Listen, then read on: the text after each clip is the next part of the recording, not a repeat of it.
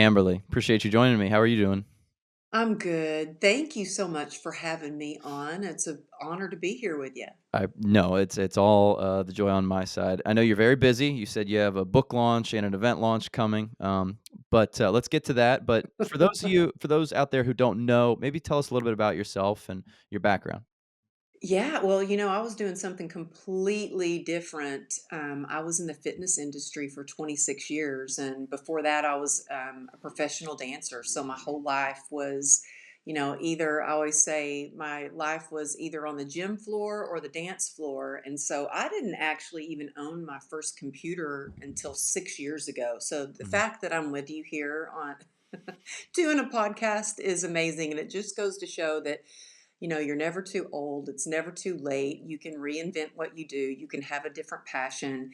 And I discovered a different purpose for my life after I had a near death accident. I was thriving in my business, sponsored by Nike, um, doing infomercials, fitness videos on the label of vitamin, regularly contributed to like Shape and Health magazine, and that Mhm. all changed in the blink of an eye Mm. when I was coming home from work, and it was a holiday weekend and Friday, and I jumped on my Harley and I was just cruising down Ventura Boulevard, and there's just something so freeing being on a motorcycle, but you also learn to ride very defensively and are very aware of your surroundings.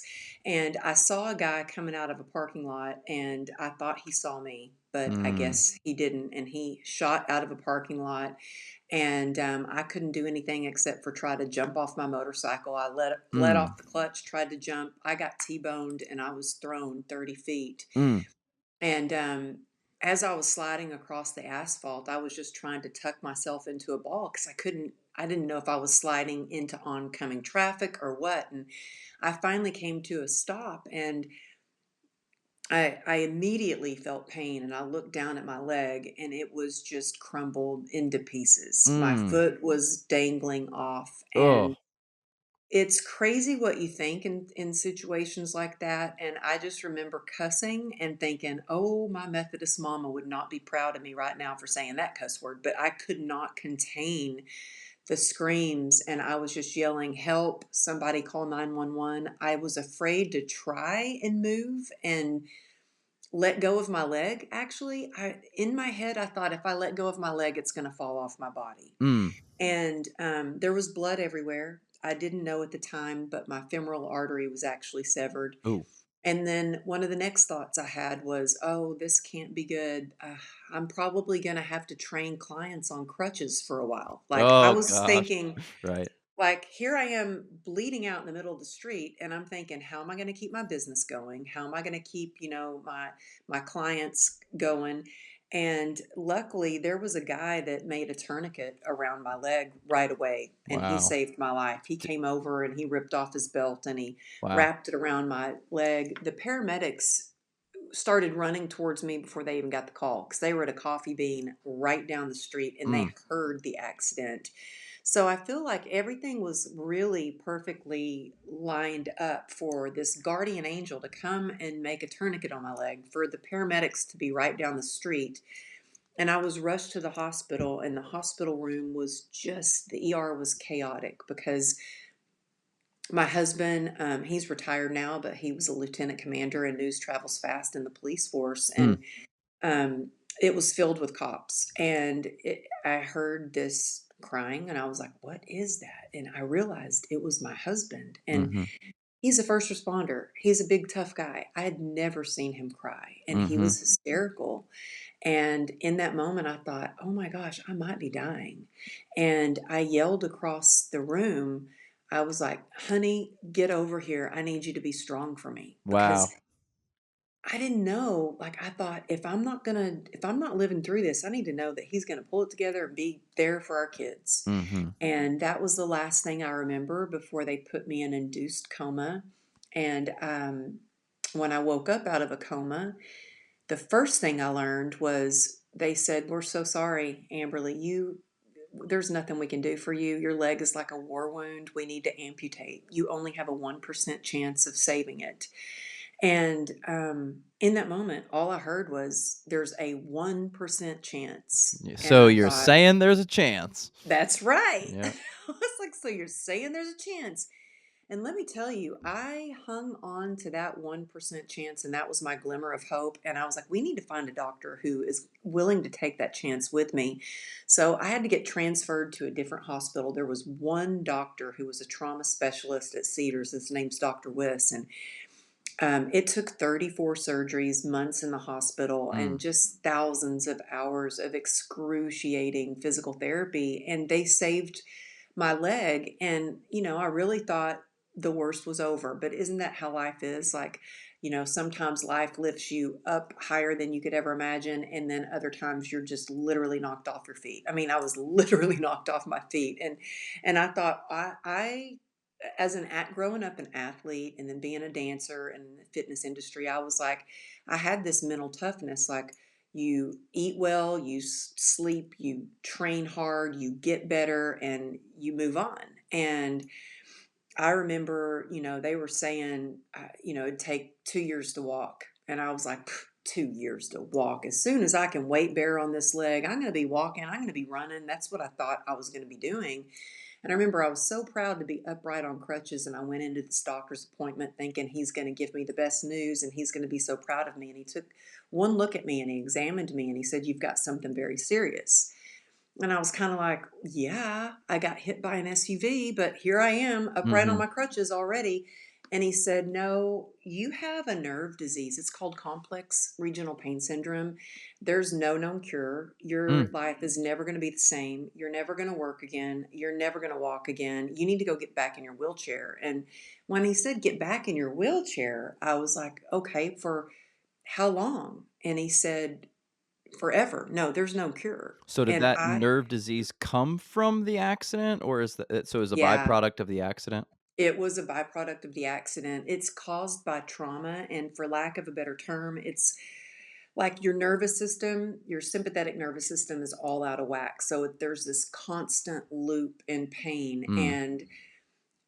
And in fact, I still have this pain. I'm getting ready to go out of town, and I want to look nice. So I got my nails done, I got a pedicure, and most people really look forward to a pedicure. To me, I mean, I scared the guy that was giving me a pedicure because I jump. Everything is overly sensitive, and just Mm. putting a towel and rubbing the lotion off of my foot, I jumped up and he jumped back and I was like, "Oh, no, I'm sorry." I was like, "This foot, there's just the nerves are all out of whack." And I'm Mhm. trying to explain, but it's hard for people to understand. And there was a time when I felt like I spent half my time trying to understand what CRPS is, and the other time trying to pretend like I didn't have it and ignore it. Mm. But it's, for like lack of a better term, it's like a computer that needs to be rebooted. It's Mm. all out of whack. And at times it feels like there's battery acid running through your veins and a vice grip. I Mm. have a vice grip squeezing my foot, especially when I fly. It feels like my leg wants to like explode. I mean, Mm. and so there's a lot of people that have been diagnosed with CRPS that they can't even fly at all. So I am grateful that I can fly, that I have managed to come up with tools and things that I do that allow me to still find joy despite pain, to still find um, peace and serenity despite, I used to be so worried. I used to hate myself. I used to hate all the scars that I have. I used to hate this nerve disease, and I still do kind of, but I kind of do a lot. But I've learned to be in acceptance, and I think that transformation starts with acceptance. When you can accept where you are, who you are, where you are on your journey, that's when you can take action steps to move in the right direction. Mm. Whoa, what a journey. So talk to me about your mentality, kind of you had some funny quips and about when it exactly happened. And I've actually had some other people on the podcast. I had a gentleman by the name of David K. Richards. He was shot 13 times by like a just an automatic rifle, a machine gun essentially. Um and he had a lot of, like, just, like, clarity around the situation, which sounds like sort of you did also, but, like, maybe not quite, and he actually survived for 3 hours, like, lying in a pool of his own blood. It's a crazy story, super intense. Wow. Not I'm not trying to say your story is not also intense, but when you listen to that one, you're like, "Whoa, this is wild." Yeah. But what was it like, that moment? And then maybe take me through, like, how you're mentally processing everything, because this to me sounds like, yes, it was a physical journey, but it sounds like the mental side of things is where your story has been able to resonate with individuals, because most people haven't had an experience like that. Like, I haven't. I can't relate to that. I can never, like, try to say, "Here's what I would do in that situation." Um, but Well, I pray nobody ever gets hit by a car, and I pray they don't get, find themselves in a coma, waking up out of a coma. I really don't recommend it. But I think we've all been hit by something, whether mm, it's our health, our finances, our relationships, our business, whatever it may be. And the thing is, pain is pain. And mm, I've had people say to me before, well, I had to have this one surgery and it's been very painful, but it's nothing compared to you because you've had 34 surgeries. And I'm like, no, no, no, no. There's no comparison. Like, pain's pain. mhm, And we all have experience it in a different way. But at, when I remember every moment in mm. detail. Did time kinda slow down almost? Well, it was just like, my mind went to, what am I going to do next? Mm, What's going on? Like, I assessed the situation, and one of the other crazy things that I thought was, a client of mine had brought me some pulled pork, and I had it in a Tupperware, and it was in I'd taken my husband's brand new backpack with me, and didn't ask him. I just took his backpack. And one of the thoughts I had was, oh gosh, there's going to be pulled pork all over his brand new backpack. I had no idea that that backpack actually saved my life, Oh, because it was completely shredded. And if I hadn't had that backpack on, my back would have been completely mm, shredded, probably all the way down to my spine. mm, And in the ambulance, they started trying to cut my hot pink Lululemon jacket off. And I was like, wait, wait, wait, don't cut this. It's brand new. I can take it off. Here I am, literally dying, bleeding out, femoral artery severed. And I'm like, let me take off my jacket. And mhm. I'm like on the gurney, taped to the gurney, taking this jacket off. And I'm like, see, I got it off. And they're looking at me like they've seen a This ghost. lady's And crazy.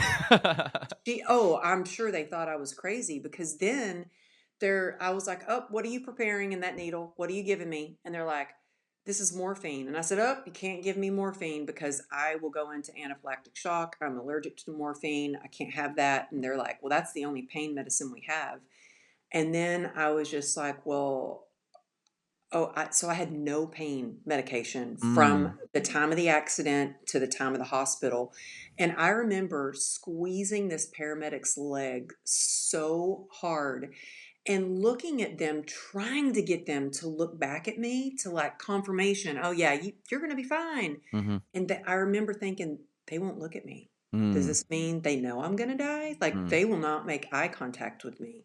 And so, yeah, it's pretty crazy, that the things that you think. And I remember a friend of mine that I worked with came to see me in the hospital. And one of the questions she asked was, well, did it hurt? I'm like, yeah, it hurt. It's interesting What? because I've also heard people say that, like, people in war-torn situations, they'll maybe lose a limb and be like, "I didn't feel it, and I sat there for 15 minutes, and then I passed out." So it's just interesting, like, I don't understand how that works, and why sometimes people say that it's super visceral, and other times people say, like, "No, I wasn't even thinking about that." Well, it's very interesting, when you go into that fight or flight, and the adrenaline is going, pumping through your veins. Mhm.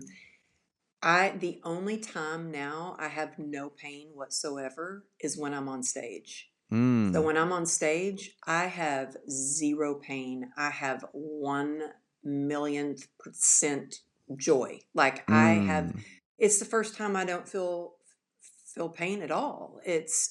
And then as the adrenaline leaves, the dopamine kicks in because I get to connect with people and have so many people that come up to me and we're hugging and they're sharing their story. And, I might be signing books and I mean, it's just like dopamine hit. It's like a drug.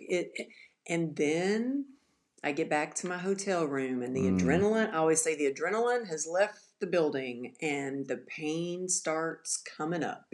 mm, And so I love speaking on stages mainly because I love connecting with people, but also it's like the only time I don't have pain. And so it's like magical. It's like a miracle. mm.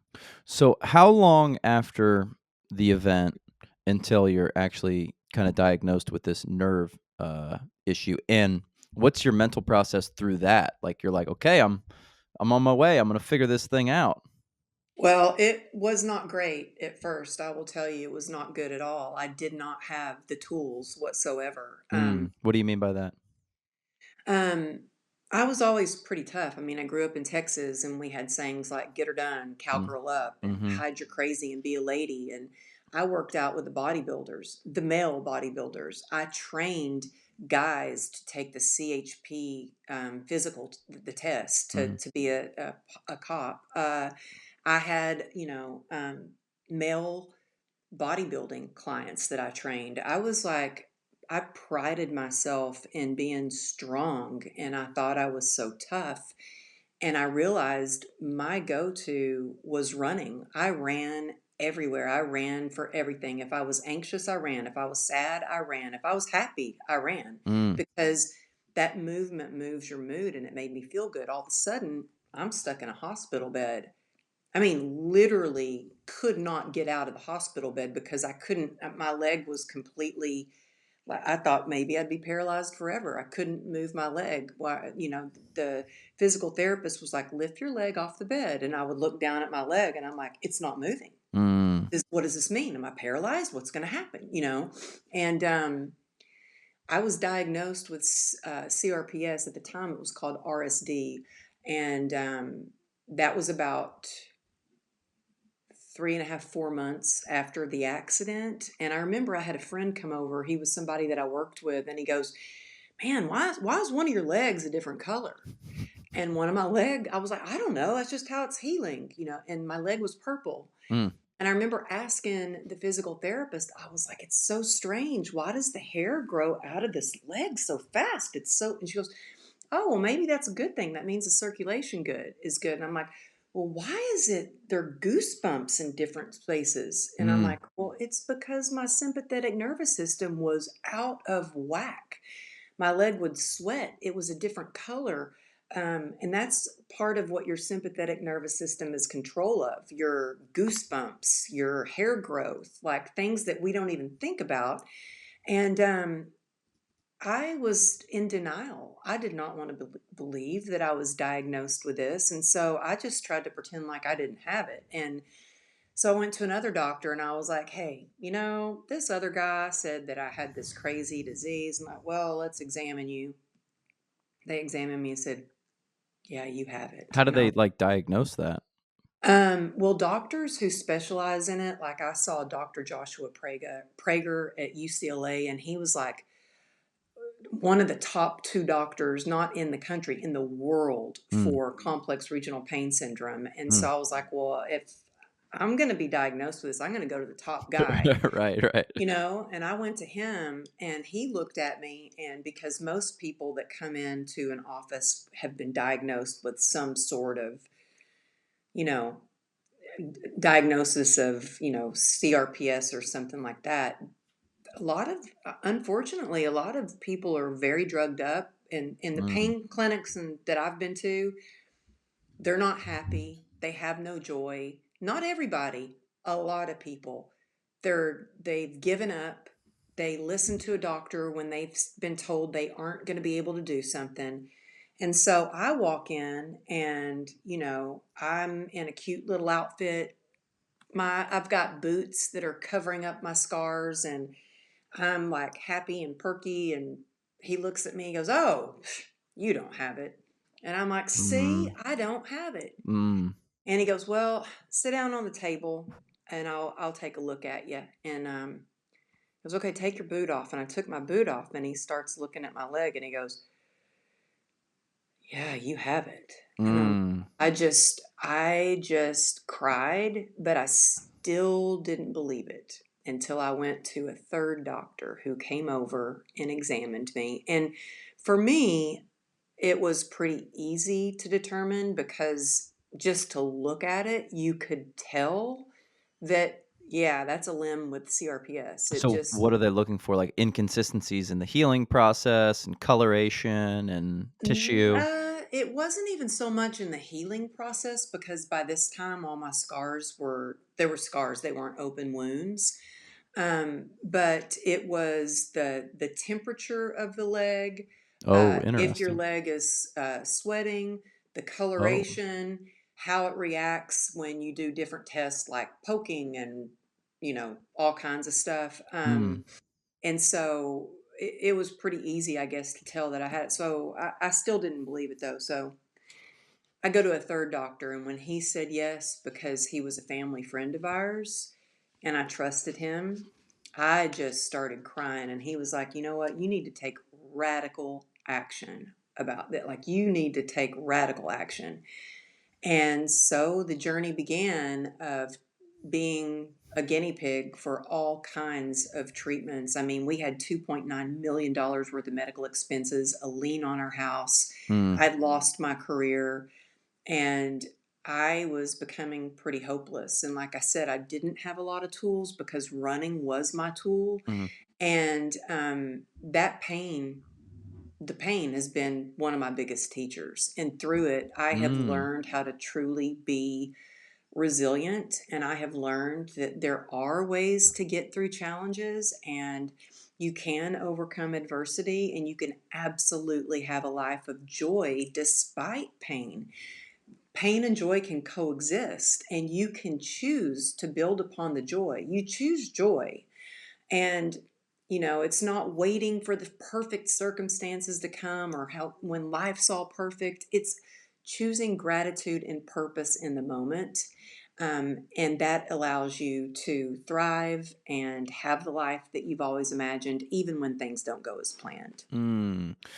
There's this book that I really love called The Comfort Crisis. I don't know if you've heard of it, but I haven't. oh, it's really good. You would like it because it's totally right up your alley. But essentially, Michael Easter is his name. He's like a fitness health writer, but he essentially talks about everything that you're talking about in that And wait, what's it called it's again? called The Comfort Crisis. I'm gonna write that It's down. it was my favorite book of 2022, like maybe Really? Well, 2023 actually. Yeah. well, you You know would really what? like it. Um, Joy Through the Journey is going to be your favorite book of 2025. all right, hell yeah. Um, But he talks about kind of what you're talking about, that it used to be very common that we would have to struggle on, like, a daily basis, that, like, that was just life. Like, yeah, you had to struggle. You were gonna be cold, like, you lived outside and you were cold, or you were very, very hot, or, you were, like, what he would call bored, like, there's no one around, there's nothing going on, you're just sitting outside in nature, it's silent, you're alone. You have to struggle, you have to physically exert yourself very, very strenuously to like get your food and things like that. And he essentially goes through the science that since we've become divorced from all of these things, you would think that the comfort would result in more happiness, but it's actually the exact opposite, that we are so comfortable that we don't have that thing that we're striving towards any longer. And that's resulting in us, being kind of less happy than we've ever been, even though life is kind of easier than it's ever been. And I think that's kind of ancient wisdom too. Like you have to struggle through things to get to the joy on the other side. And if there's no struggle, then you're just like, well, what is this life all about? Why am I here? Scroll through Well, TikTok. I think that's why too, that cold plunging is so popular and people cold plunge and they breathe through it and to show themselves that they can get through hard things and that's all great, but look, dude, I don't need to have some pain to show me that I can get through something hard cuz I live with constant pain every single day and I don't need to jump in my swimming pool that's like 40 degrees right now. I think living through this pain, and you know what? I always say pain pushes you until your purpose pulls you. And sometimes we have to experience a little pain to push us out of our comfort zone. And, Mhm. I just, right before I jumped on with you, I had a client of mine message me. She's actually a doctor, and she gave her notice at the hospital today because she's doing her own private practice. And she's like, I'm scared. And I'm like, that's good. You should be scared, but you know what? When you're in fear, it means face everything and rise. I said, and girl, you are rising up. This is your year. You're doing what you are meant to do. Mm. And she's like, yeah, yeah, getting pumped up. But I'm like, I don't know if we're ever really motivated by this is your potential. I'm motivated by this is really going to be painful if you don't do something about it. Like you got to move, you got to do Mhm. something. And so I think that everything that I went through as a child, not having a perfect childhood by any means, I dealt with sexual abuse and um, all kinds of stuff. We all have not the perfect childhood, but then I had four jobs by the time I was in high school. All those things. I mean, I started working when I was 13, like a real job. Before that, I had a babysitting job. I was 8 years old, making money. I mean, I think that's pretty illegal nowadays, but back Yeah. then I was making the money. Yeah. But all that taught me how to do hard things. When I was a professional dancer, constantly rejected. There was no, no, Mm. no. Sometimes you would just line up and they would be like, too tall, too skinny, too fat, too bulky, too Oh, like brutal. it was just, but you know what? I told myself, you know what? That just means I'm one step closer to a yes. And that has helped me to persevere, to develop that grit. And I have a client that was like tried for a year. She wanted to be a speaker. For a year, she was posting, not getting on any big stages. And I said, she wanted to give up. And I said, you're going to give up after a year? I said, dude, I was speaking for like 3 years, paying my own way across the United States to like get to that event, to show up, to speak on stage, not getting paid. I was getting my reps in so I could get better and better. And I'm still trying to get better. But so many people want to give up so easily. And it's like, come on, where's that consistency, that persistence, that perseverance? Where's the grit? And I tell you one thing, and I'm sorry, I just kind of went off on No, a you're doing great. tangent, but I had a lot of misconceptions though about grit. I always thought I'm not good at a lot of things, but I'm good at grit. I can Mm. work hard and I can outwork. I mean, I was really good at working hard. And after my accident and going through all these different medical treatments, I was gritting it out, trying to get through these hard times, trying to get through it. And um, I had a lot of misconceptions. I mistook health scares for heroic acts. Stubbornness for strength, fear for function, sacrifice for success. And with all this, I convinced myself that it was grit and it was good until I hit rock bottom. Mm. And I realized that grit without connection is just resistance and it's hitting rock bottom or worse. Mm. Um, and grit with connection, that's where you truly find resilience. And if there's one thing that for you listening today, you can take away from this, you don't have to do it alone. We're not hardwired to do hard things alone. We're meant to come together. And yeah, you're strong alone, but I feel like when we come together, that's when we're truly unstoppable. And also, that's what allows us to spark more joy. You said grit plus connection equals resilience. Can you expand on that? Yeah, well, I was really sucking it up, and suck it up works until it doesn't. Mhm. And I was gritting it out. I Just did kinda not just want do it, just tough it out. tough it out. I didn't want people to see my scars. I didn't want people to know that there was anything wrong with me. I Mm, certainly didn't want people to know I was in pain. And I was trying every kind of medical treatment out there. I mean, I was on 73 homeopathic pills and 11 different prescription medications. I had done spinal blocks, spinal stimulator, ketamine infusions, flown out of the country for a radical treatment that it landed me back in a wheelchair. mm. I mean, I was a good candidate for any snake oil salesman out there that said, I can get you out of pain. I'd be like, okay, sign me up. Did Let's anything do it. work? Was anything, like, kind of successful? Nothing worked Really? except for one thing, and that's resilience. And Mm, that's something that we all have within us, but it comes from deep within us and it comes from the support around us. And that's what had to change for me because nothing was working. And I remember, I was never a partier, never a drinker. I was so career focused. And I had a glass of wine and I was like, well, dang it, I've tried all these medical treatments and why didn't I just have a glass of you wine? were looking too hard, it was at the corner store. I was like, right there, the liquor store right down the block. Yeah.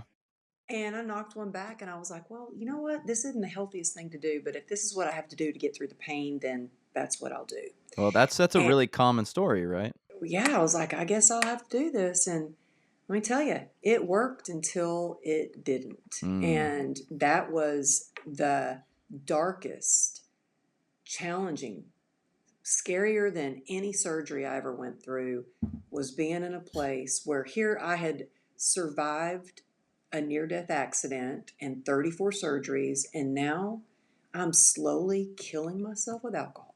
mm, And there was a moment where I was like, you know what? Because I was hiding it from the world. I didn't want my world became smaller and smaller and smaller. And I realized addiction doesn't discriminate, doesn't care. Addiction doesn't care where you come from, how old you are, what race you are. It doesn't matter. Addiction doesn't discriminate. And once it gets a grip on you, man, it's a live or die situation. And in that moment, I didn't want to live anymore. I mm, thought my husband can find a better wife. My kids deserve and can find a better mom. And there was just something inside me, just this. I think we all have this light within us. And I had a light that was barely a flicker. But I got on my knees and I prayed. And that gave me the courage to ask for help. mm, And asking for help is what saved my life because I had to admit, first of all, get radically honest with myself and admit this is a problem. I got a problem here. And then I had to be willing to do whatever it took to make the situation better. But until we accept, like I was talking about earlier, accept kind of what's going on, where we are, who we are, if we don't admit something's not hurting or we don't admit that there's a problem, how are we going to fix it? And I remember calling a client of mine, which I had so much shame around this. How could me, a fitness person, become an alcoholic? And I called a client that I knew she was sober and I asked her for help. And she's like, I'll help you. I'll take you to a recovery meeting. And I was like, okay, thank you. A week went by, I didn't hear from her. I was like, I need help now. I'm going to die. mm, And so I just Googled like 12-step program and I found a meeting where I could go to when my husband was at work and my daughters were at school. And it went from sneaking my drinking to now I'm sneaking going to recovery meetings. And by the grace of God, I got sober in 2016 and I started mm, to take my life back. But what I realized with that grit with connection, when it was grit without connection, it was me in my own way, trying to do things my way. But grit with connection means grit connection to your higher power. My higher power is God, whoever your higher power is. Grit with connection means connection to yourself, mm, listening to the whispers of your heart and your soul, and being connected to your body, listening to your body. listening to the pain and acknowledging it because that's a signal, and connected to others. I could not stay sober if I didn't have connection with my sober community every single day.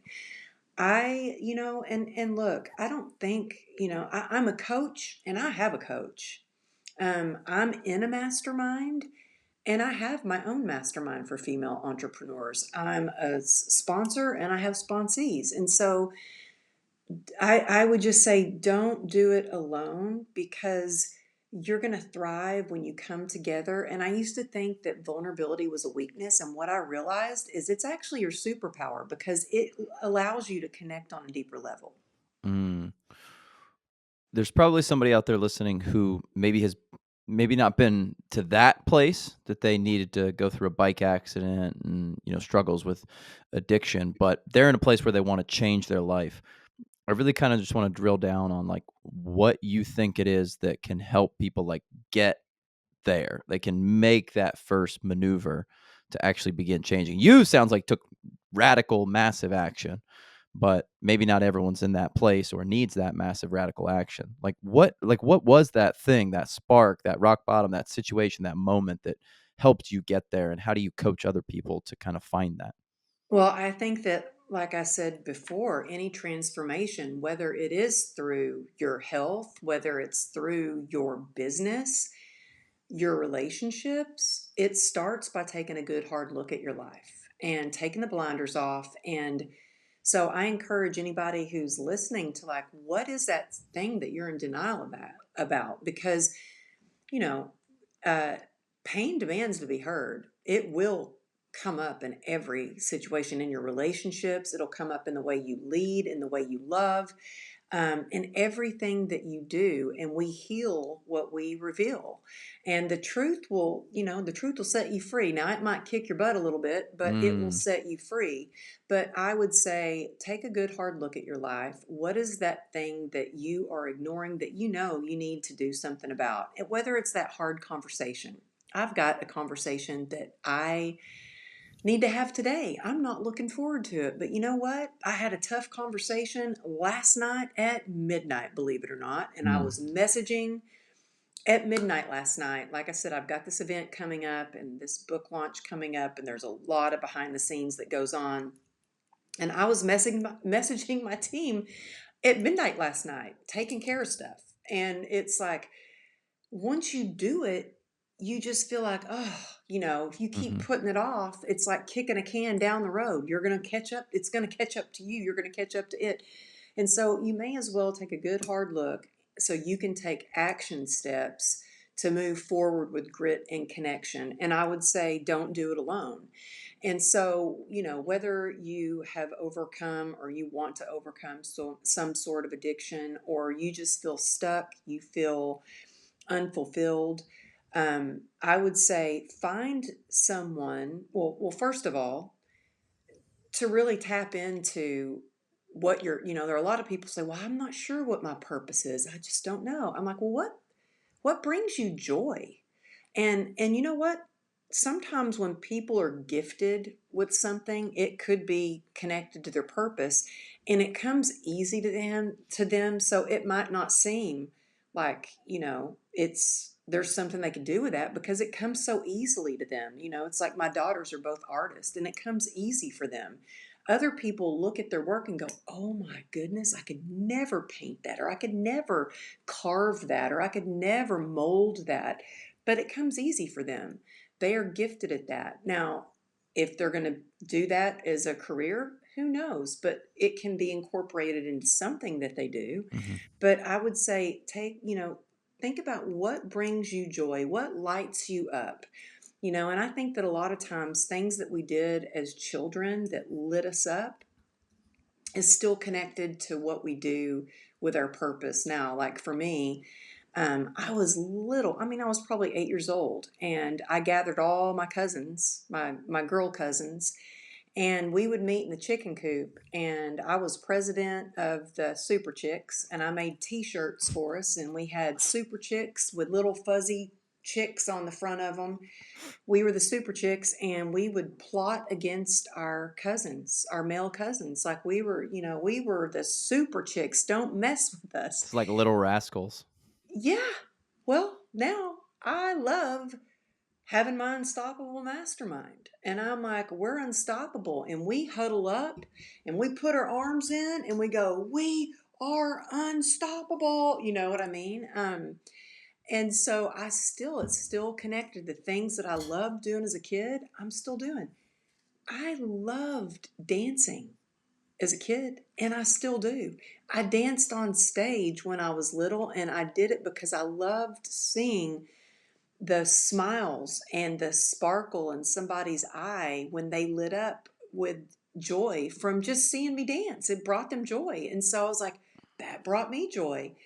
And, I still, when I'm speaking on stage, I still get up and start dancing on stage. I can't help it. I had an agent say, Amberly, you really don't need to dance on stage. It's not professional. And I was like, I can't help it. You're a Like former professional dancer. How could that not be professional? I was like, it just comes out. I can't help it. It Mhm. happens. And so I would say, look at who you're surrounding yourself with. My post on Instagram today was the power of mentorship and masterminds, and I would choose carefully who you're going to be mentored with, who you're going to be coached by, what mastermind you invest in, and ask a lot of questions and make sure you are going to somebody who has been through something. They have achieved what you are striving to achieve, and they're a few steps ahead of you, Mhm. so they can give you the roadmap how to get there. But also, it's so important the people that you surround yourself with. It can shift your mindset. It can change your energy. And there are people out there. I call them energy vampires, or I always like to say there's a time in your life when you need to take inventory of your circle and get rid of the doggy downers and stick with the puppy uppers. Like you got to bless them and block them, on Mm. even on social media. Like nothing against them, but they either make you go into comparison mode, or they just drain you, or they don't inspire you. Then don't unfollow. So take inventory of your circle, in life, in real life, and your circle, even on social media. And I encourage you to get rid of the people who they don't bring, they don't elevate you, they don't cheer you on, they're not happy for you when you succeed, they drain you, and start saying no to anything that doesn't support the vision that you have cast out there for you, that doesn't support your big dreams. Everything we do is either moving us closer to our goals and our dreams or moving us further away. And so choose wisely. And I think it all starts with mindset. And I got in big trouble I was on the doctor's TV, and, in major media, they can edit things how they Yeah. want it. Yep. And they edited this particular clip and said, girl gets through pain with her mindset. And people were like, you can't cure CRPS with your mindset. And I'm like, oh no, I certainly know you can't cure it with your mindset, but you can get through it with your Mm. mindset. You can get through any challenge with your mindset. When you work on the things that people can't take away, like your mindset, your joy, your faith, you're always going to rise. Mm. It's a couple important points and things that you said there that I want to hit on. But first, where do you go about or how do you think about finding people that are not those energy vampires? Because nowadays it feels like everyone's circle's like getting smaller in real life and then like Hmm. larger in the digital life. And I feel like that. Like I told you, we have 40 people here at the company, but I'm one of the owners. So I'm not like hanging out with everyone after work. Like they're like, I want to go home and be away from you, actually, Alex. Um, so like No, Eh, Alex. they love me, and they would spend as much time as they could with me, as long as it's paid. Um, no, I'm joking. But at the same time, like, you don't wanna hang out with your boss, like, once work's over. Most people don't, at least. They're like, "I just want some alone time." But where do you, like, coach people on finding individuals that, like, kinda have that like mindset? And is it in person? Is it digital? Like, how do you think about that? Well, I think you can find both. Actually, I had a client of mine say, "Oh, I just don't like social media. I think it's just such a waste of time." And I'm like, "Well, what are you doing on social media?"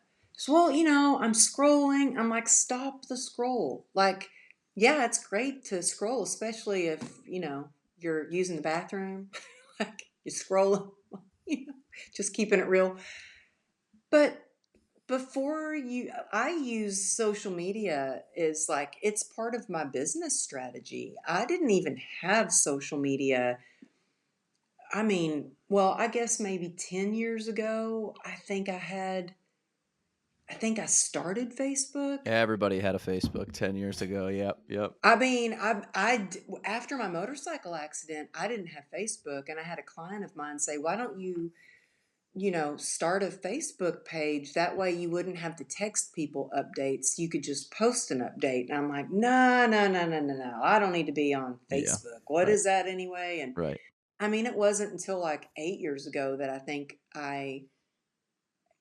7 years ago, I got, Instagram, and I didn't even know what LinkedIn was. And I started getting social media. But at first I only had Instagram so I could stalk my oldest daughter and see what she was up to. And then when I got my first book, True Grit and Grace, published, they said, "We don't market your book. It's up to you to get it out there in the world." And I was like, "Well, gosh, I don't know how to do this. I better figure it out." And so I got committed to posting.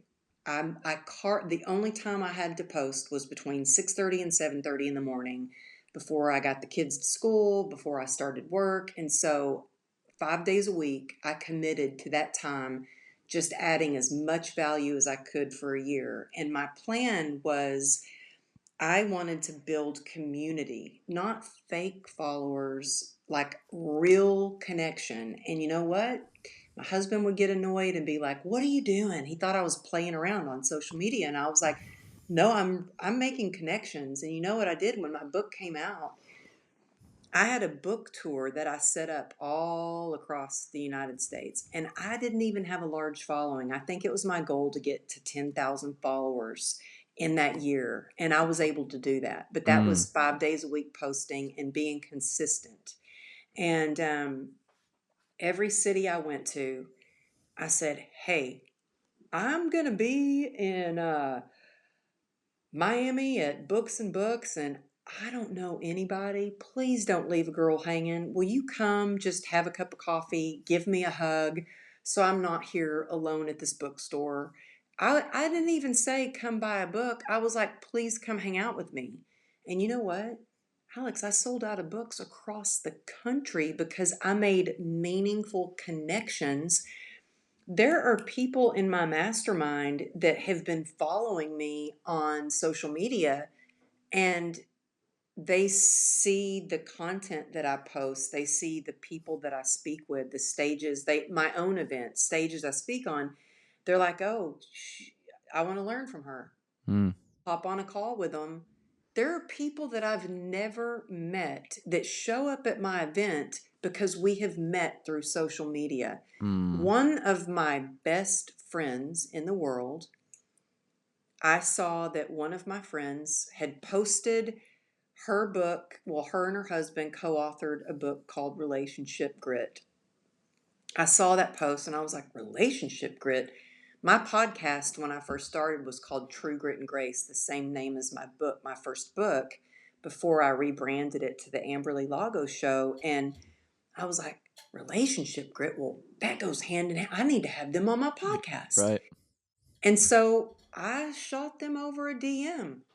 Well, we really hit it off over the podcast.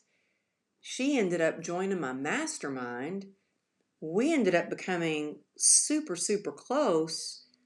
Now I've stayed with them like 3 times. I've been on their podcast. Actually, John Gordon, my favorite author, that's my friend Catherine, that's her husband. Mm. He wrote the foreword. He wrote the foreword. Imagine that. I met them on Instagram, and my favorite author, I've got every single one of the books. I think he's got like 31 now. Jeez. Yeah, he's amazing. Has written the foreword to my book. So that's the power of you. And now, like I said, I'm in a mastermind and I have my mastermind. I'm in his mastermind. His Mm. wife was in mine, and now I'm in his mastermind, in his inner circle. And we've become really close. And so, yes, you can find people on social media is a powerful tool for making real connections. I believe, I mean, I'm living proof you can make real connections that become family to you, just as well as you can get out there in the real world and meet somebody. But I think it's important to know that energy is everything and everything is energy. And I think you can feel somebody's energy, except for it's a little harder with a covert narcissist. It's a little bit harder at first. For me, it was anyway. Um, but I think that you can feel that energy. You know it when somebody calls you on the phone and you see their name on your phone, and it's either like, oh God, what do they want? Or it's like, oh my gosh, I'm so excited. Alex is calling. Yeah. S so what's that social media journey been like for you? Because it sounds like that was not part of your strategy at all 10 years ago, and now to me, it seems like that's basically your job, right? That's essentially your full-time job is just, like, marketing yourself and your services and your mastermind and your books. Because, like you said, the book companies don't market your book for you. Literally, the last guest I had was like, "Once you finish writing the book and you publish That's it, the that's easy that's part. when the work starts." I'm like, "Oh, geez, that doesn't sound fun. I don't wanna do that." Um, Yeah, I mean, with my first book, I really thought, whew, the hard part's done. it's Wrote over. that, done. And I was like, "Oh, no, now it gets real. Like, now the work begin." And I had no idea what I was doing. I didn't know, and it didn't help that with my first book, I did not have a very great experience with the publisher. I will Mm, just say that. This time around, it's been an amazing experience. I mean, what a difference. They are so on top of it. mm. But yeah, I mean, social media, that's why there are people that charge thousands of dollars to run social media. But I run my own social media. I have help. I have an amazing team, and I have help with my podcast page. So I have my main account on like Instagram is Amberly Lago Motivation, and then I have the Amberly Lago Show as a separate Instagram. And I also have my mastermind as a separate one. And I have help with my podcast ones because I think it's important to work on your strengths and hire your weaknesses, or hire the thing that kind of drains you. And I was like, I don't like sitting there trying to come up with graphics. Like, I'm Yeah. just not good on Canva. Like, I love doing this and talking to you, and I love interviewing guests for my podcast. I don't want to create a graphic on Canva. So I have an amazing team that they can do that. But as far as like running my social media, I do it. I tried one time to have somebody check in my DMs, and I was like, no, that just doesn't work for me, because I really feel like, your let's take Instagram for example. Instagram, your page, when somebody goes to your page and they look at it and they see your post, like, that's your storefront. Mhm. Your story is how people get to know you. That's like somebody walking in your store and you get to greet them. So that's how they're going to get to know the name of your dog. Like, I go to events and people don't know the name of our horse. They used to know when we had our dog, before she passed away. They knew Goldie, and I mean, and it was like, oh wow, because they watch your stories and they get to know you. And so, if you're trying to build a brand, you should constantly have your story going, because that's how people get to know, like, and trust you and decide whether or not they're going to hire you to coach them or come to your event or be a part of your mastermind. And then your DMs, oh my goodness, I can't tell you. I've got people that when I first started my Instagram, that we still DM each other, and I send Mm. voice memos, and it's been this many years. And and for those out there that like, oh, I hate social media, I'm too old for it. I was like 48 years old when I started using social media, and I was like, I got to figure this out. And if you're like, how can it really help with your business? Your DMs are like a cash register. I So like that. your posts, that's your storefront. That's how you're going to greet them in your story, and your DMs are your cash register. And I like running my own social media because I learn what resonates with my audience more, Mhm, and what resonates with, I call them my Instagram family. I don't even call them followers, and I don't think it's as important how many followers you have as how many real true connections that you have. mhm, You can have 1200, you know, the number 1200 followers on Instagram, but if they are true connected people, then that's better than somebody that their Instagram says a million, but they're all fake. I don't want fake. mm. Well, that's the 1,000 true fans idea, right? That if you have 1,000 true fans that spend $100, there's $1,000,000 business. So Hmm. you're not that far. Is it $1,000? They need to spend $1,000, I think. 1,000 times 1,000. But it's not far off, right? You are not far off if you have people that are dedicated. It sounds like you kind of built that dedicated fan base brick by brick. Yeah. And people were like, how much time did you spend on Instagram or on social media? And I'm not gonna, I'm not one of these people like, oh, just 10 minutes a day and look at what I've built. No, when I first started, there were days I spent 3 hours on social media. Just responding to messages, thinking about what to post, Yes, posting, prepping posts. exactly. Mm, And you know what? I think it's important to be authentically you. Don't get caught up in comparison, and find what brings joy in it for you. And so for me, when I feel creative is when, I got my hair done today just for you. So, I got it blown out just for this looks show. looks lovely. Thank you. Just for your show. And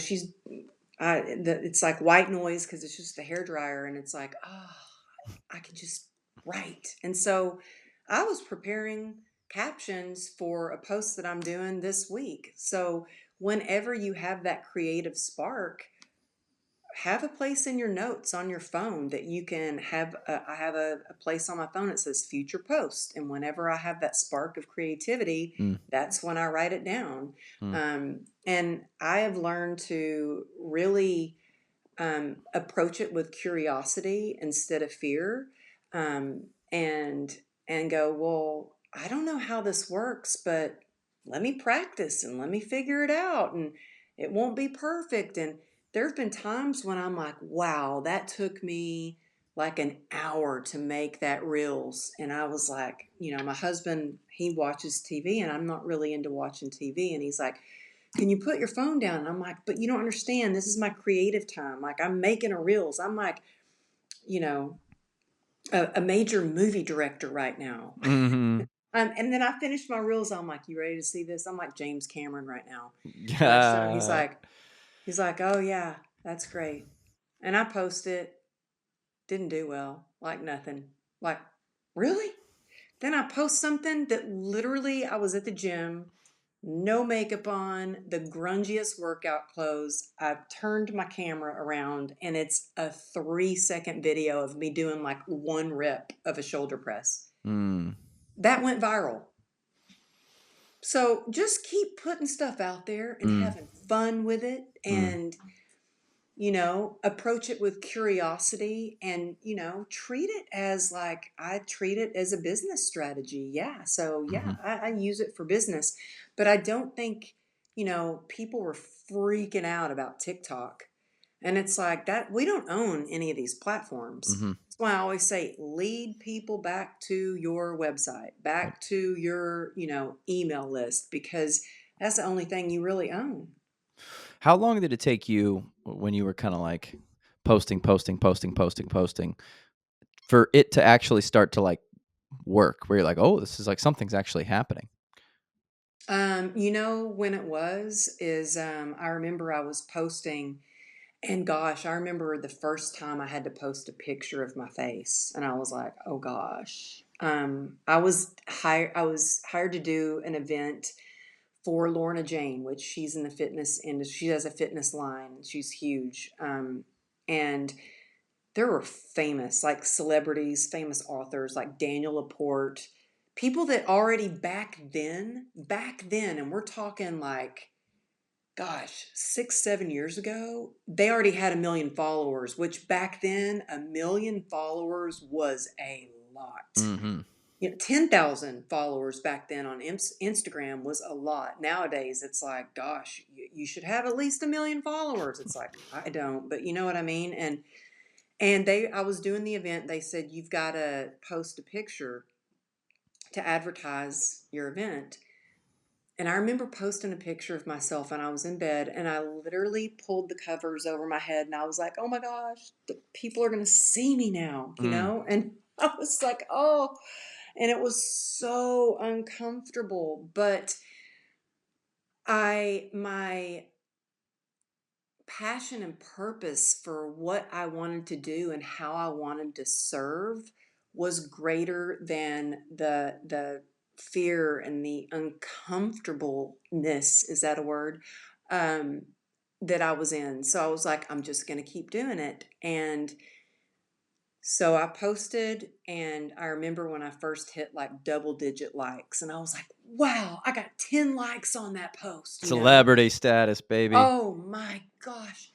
And you know what? When I talk about real following, I had more people. They told me at the store, that's where it was held, they had this whole thing set up and cameras and everything. And they said, and the lady that interviewed me said, I had more people show up. And this night was like, it hardly ever rains in California. There was a thunderstorm, it was pouring cats and dogs. I still had, they said, more people show up to hear me than other famous people did. And it's because I had a real true connections. It was real people that were coming to genuinely support me and be there and show up for me. And so it was when I started really being authentic and sharing kind of my story and how I was getting through the pain, paying my, like showing my scars, sharing the PACER methodology to get through chronic pain. What's the And pacer methodology? well, it's something that I use every single day. And you can use it whether you're anxious, you're worried, you're in pain of any kind.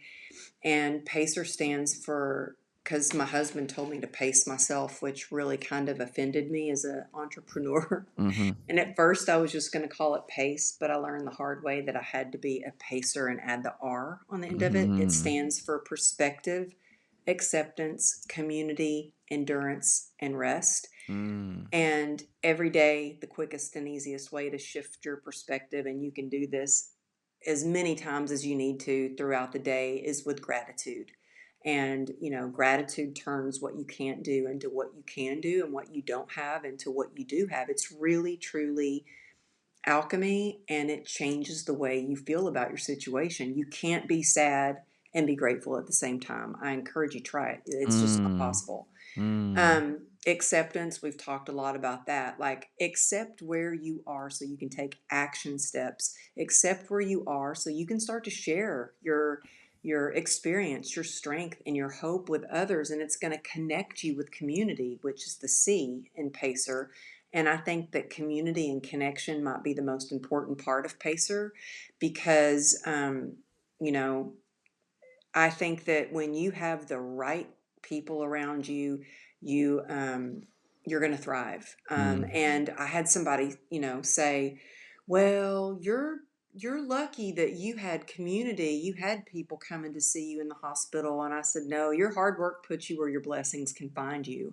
So, how can you be of service? How can you add value in every room that you go to, in every relationship that you have? Like, how can you give instead of asking what you can take, and you're going to build your community? And then it takes endurance. And the E is for endurance and the energy that it takes to persevere. And that's when it's important to focus on your why. Why are you doing what you're doing? Mm, Why did you get started? When you focus on your why, it really activates the human spirit. And the human spirit is powerful beyond measure. So if you're burnout, remember your why. If you're on the verge of burnout, remember your why. Or mm. think about, do you need to just torch it, or do you need to like torch the business and do something completely different, or do you need to re-strategize, or do you need to come up with different ideas? But focus on your why, and that'll get you through hows. And the last part of pacer is rest. And I learned the hard way from ending up in the ER 6 times in one year, and the doctor was like, you can't keep doing this. Like, what's going on? Like, you keep coming back with an infection, um, and you can't keep doing this. And I was like, wow, the doctor told me this. That was kind of a wake up call for me. And I've really had to make rest a priority to me. Like, it was a big deal for me last night to be up at midnight doing emails. I'm like, my reading score, my Your rest score. recovery Yeah, index is yeah. not going to be as well as good tomorrow. You know what I mean? But I've made resting a part of my business strategy. I used to Mm, think resting was quitting, and what I realized is when we are rested, when we are recovered, we're going to be able to be a million times more productive. I agree. We're going to be a nicer human. We're going to be able to spark more joy throughout our journey because we're not going to be exhausted. We're not going to be cranky. And so anytime you have a challenge or you feel stuck or you want to give up, go through the pacer methodology and just see if there's something that you're leaving off. Like, maybe you need to connect with someone, maybe you need to take contrary action, and instead of isolating and burying your head in the books, like, get outside and go call somebody and check on them. I think when, instead of sucking it up, using our strengths to suck it up to achieve success, how about trying using your strengths to be of service to others and their success? Because that's where you're going to spark joy, and that's where you're going to be really fulfilled. Mm. Amberly, that was amazing. Before we cut here, because I know you do have a stop, can you tell us about the book and what you got cooking up right now? Yeah, the book is coming out and I'm excited. I have a book club too. Do you have a release date yet? Yeah, it's coming out February 11th. All You can right. pre-order it now. And I've come up with all these special bonuses. So if you pre-order, you can just submit like, "Hey, I ordered it," and you'll get your bonus delivered straight to your inbox. Plus, you'll be able to be a part of this book club that I'm doing. So if you just go to go.amberlylago.com/joy, and again, that's go.amberlylago.com/joy, or you can just go to Amazon and grab it. That's We'll easy we'll too. we'll make But sure that we have links, but just maybe briefly tell us what the inspiration for this book was and how it differed from your previous book experience.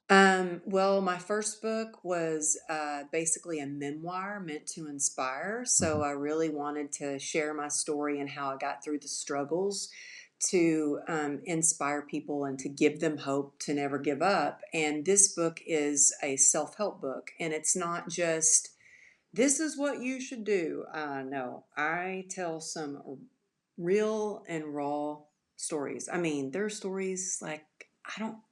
My husband doesn't even know. Mm, So it's a lot. So it was a little bit scary because it is really raw. But I want people to know that, look, this is what I was struggling with, and I was survived this accident, and things were going really good, and my health was starting to decline mentally, spiritually, physically. I was pretty bankrupt, and mm. so I had decided, like, you know what? I've always been a pretty joyful person. Where's the joy? Why I need some joy throughout my life. That we're meant to, have happiness and joy and thrive and live life to the fullest. And so I thought, I'm going to write a book about joy and how I have discovered joy and how to really shift your mindset and embrace the present moment and strengthen your resilience through life's ups and downs. And so I share my experience. I share actionable steps that you can implement into your life to have more joy and fulfillment and resilience to get through hard times. Um, Whether it's, a small challenge or a big challenge or an authentic catastrophe. And I really, this past year, as I was writing the book, I felt like I was being tested, and to whether or not these tools actually really do work. Mm, And I was back in a wheelchair this time last year, mm, and I have to have another surgery. In fact, I have a psych evaluation for the surgery tomorrow morning. And I mm. share that because it's not like I've discovered joy and now everything's joyous and I'm just on top of the It's world. No, over. I've got it all figured out. I still put these principles and these tools and these tactics into practice because I still have a lot of challenges, whether it's with my business, whether it's with my health, whether it's with my teenager, my husband, but there are ways to build upon the joy. And I think this last year with so many challenges, it was like almost like God saying, okay, do you believe in this? Do you believe in your message? And I'm like, well, yeah, it actually works. So I'm excited to share it, even though it's raw and real. I'm excited to get this book in the hands of other people so they can have more fulfillment and resilience and shift their mindset to a more positive outlook on life. That's amazing, Amberly. Thank you so much for joining us today. We will link everything that you made mention of. Is there anything else that you want to leave us with, or things you didn't feel like you got the chance to say here? No, I would just say, you know what? Thank you so much. You're an incredible. I can tell why people love your show now because you're just so good at what you do. And let's shout his show off the rooftops. If you share it on your story on Instagram and tag me at Amberly Lago Motivation, when I see that, I always share things in my story too. So let's show Alex some love and shout this episode off the rooftops. Thank you, Amberly. That's And yeah, amazing. and reach out to me. You can always see my, behind the scenes shenanigans Yeah. on Instagram. Reach out to me. It's me getting back to you. So I love to hear from people. Appreciate you, Amberly. It's easy when I have a fellow podcaster because I can just kind of just let them go and I don't have to do a lot. So those are the easiest episodes. Thank you, Amberly. Appreciate you so Thank much. you.